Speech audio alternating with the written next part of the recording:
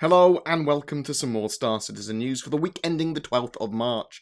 We take all of the official news from CIG during the week and melt it into a quick and easy to use narcotic. Yum. So, the Sabre Free Flight weekend. Both new and old accounts can try Star Citizen for free this weekend until March 14th. There's basically a code you put in on a website. Go to robertspaceindustries.com/promotions/ PAX-East-Free-Fly and put in the code PAX-East 2017, all in caps. You can do that with an old account, so just log into your account first, or you can create a new account there. I'll put the links in the description so you can quickly create an account if you want. But you get to try Sabre out, or try a game package out, try what Star Citizen has to offer currently. Although, people that are expecting a fully fleshed out game at this point, you will be disappointed. It is very much alpha development-y, having your say on how the development of the game and balance goes, and that sort of jazz. I love it. You should try it, and get some other friends to try it as well, because there is some pretty cool stuff there. Also, PAX East is this weekend. There is a Bar Citizen there too. Say hi to Twerk and Saurus for me, who are there, as well as many other great content creators for the game Star Citizen, and the Star Citizen community team. So if you're about there, go say hi to them. 2.6.2 schedule update. So there's been some updates to the 2.6.2 schedule report, production report. In the next patch, they aim to include multiplayer megamap, which is incredibly quick loading, no preloading when you jump between zones. Fixes for Arena Commander and Star Marine. More general bug fixing, just for everything. There's always bugs. The goal is to have multiplayer megamap as part of the Evocati release, so there's maximum testing for the players. We could have an Evocati PT release as early as March 13th, but it's much more likely to have one on the 15th or 16th, looking at the schedule report at the moment, because there's been some small delays with things like serialized variables, which are obviously very important for network optimization. But there is still a planned live release for 2.6.2 by March 23rd. Obviously, we'll update that as that becomes updatable, and I'll put a link to the description in the description for the schedule report there. The Austin update. So, this week's ATV, we had Austin to give us a little studio update on. So Austin have been working on a few things for the next major release of Star Citizen after 2.6.2. Trade and shopping, primarily. They've made a list of commodities, with the main groups of items at the moment being ore, gas, food, voice, which is like narcotics and criminal stuff, and medical. These groups we'll be getting lots of items and subgroups added to them, so we're going to see specific weapons, fuel, types of ore, processed materials, various narcotics, and that sort of thing. Also, they've been working on where you're going to buy and sell those items. So they've added a truck stop location for the next major release, and a new shop type, the admin office, for buying and selling station imports and exports, specifically, or at least more specifically, where they don't have a TDD, which is like the Jobwell Trade Development Division. So these are mini admin offices for buying and selling goods and checking out the stock market, but also will contain a job board and will be in charge of selling rental space for when they add that to the game, hopefully in the next major release, but we'll have to wait and see for that. The truck stop locations will be like points of interest around space or on planets or on stations that you will be able to do truck stoppy things with. But they're more likely to be like points of interest dotted around the verse in the same way that we have Cryastro.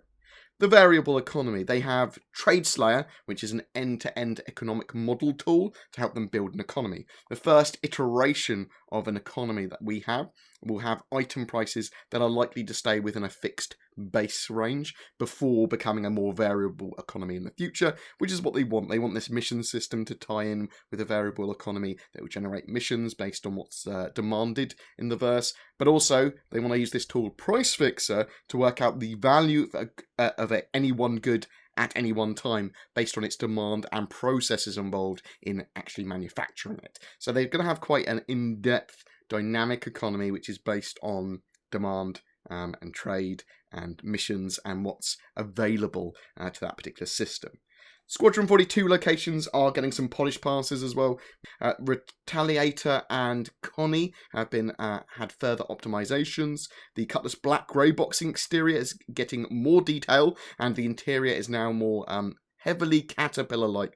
The detail in the interior of the Cutlass Black now is amazing. I love the fact that they have used effectively the caterpillar is the gold standard for this, and the interior just looks so similar to that. It's nice to see Drake with a very strong identity now.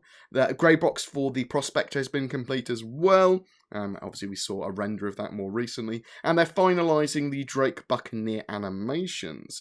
There have been improvements to the animation pipelines as well. NPCs will have an eating experience in mess halls as well in regards to animation, where they grab food, eat, drink, and then take the tray back after they're finished eating.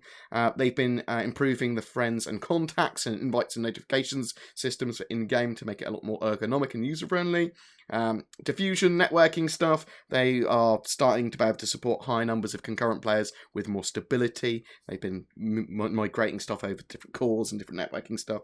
Hopefully, this will mean we have significantly better performance with the next major update of Star Citizen, with lots more players in the verse together.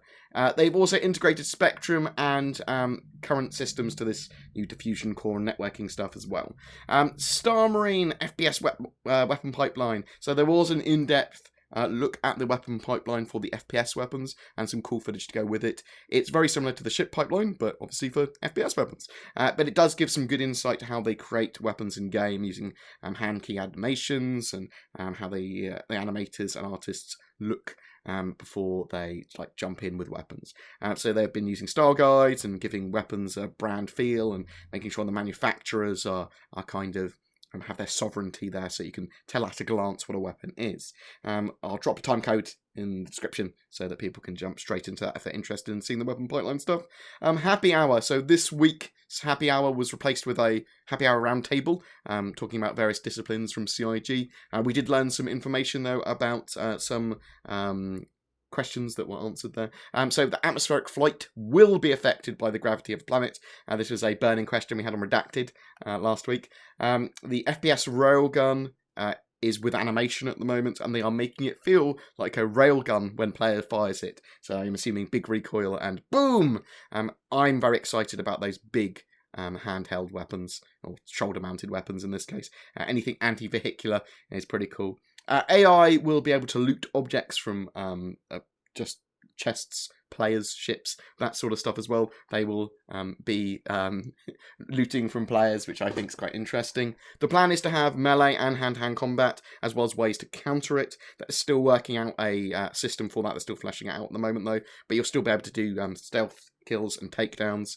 MFDs, or multi-function displays, will be the main way of interacting with your ship data on a ship, the actual displays and functions around there. But you will have some functionality with your HUD helmet stuff as well, so you will be able to see some things on there. You're just not going to have full control.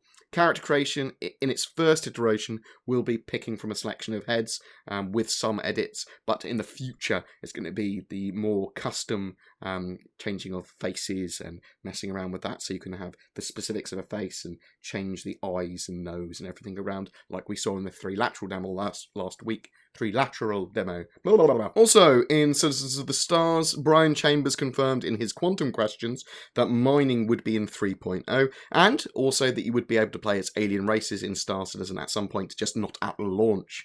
I've got a video looking more specifically what mining might be like in 3.0. Very simple, but link in the description below for you that want to watch that.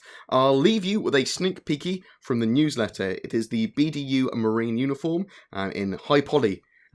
As the military's first responders, Marines must be combat ready at a moment's notice. The battle dress uniform seen here are the light, durable, and prime for battle. Guys, commenting on any of our Star Citizen videos over the month gives you a chance to win a ship for March. It's an Avenger Titan, so please tell me if you like the idea of counters for melee hand-to-hand combat attacks. Will you be checking out the Saber during its free flight? Are you going to be are you excited about the FPS weapons, like the railgun coming soon? I like these larger ones, these are cool. But please remember to like and subscribe, it really does help me, and I will see you in the verse.